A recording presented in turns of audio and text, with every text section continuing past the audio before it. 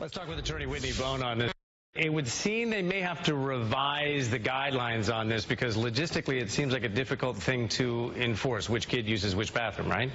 Oh, definitely. I mean, in reading the executive order, one of the biggest issues that I saw as a lawyer is that how are you going to just make it objectively knowable based upon one subjective identification in terms of what a student says. In other words, does that open the floodgates, in theory, to a child being able to say, you know, I identify as a female, not being genuine about it. But then again, on the flip side, how do you objectively measure that either? And how does the federal government come in and tell a local school district, let that kid go to the bathroom where that kid wants to go to the bathroom? How do they enforce something like that?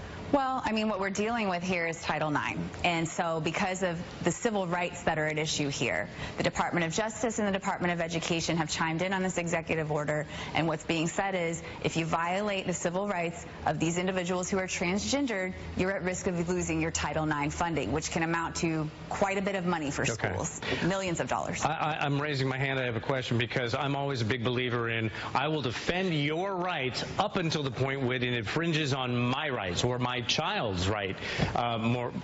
It's kind of an esoteric argument here, but how do you rectify that? How do we make sure that this small group of people have their rights honored, but not infringe on my child's right to use the bathroom in comfort and privacy?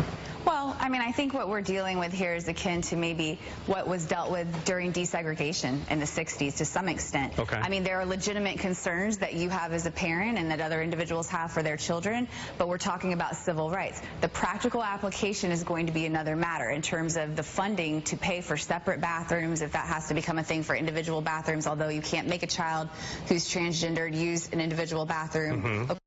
Order, but you know, these are things that are going to develop over time. I have to say, I think it will end up being okay in the end. It's just going to take some maneuvering and figuring out the legal implications as well as the practical ones. Whitney, always good to talk to you. Thanks. You too. Thanks.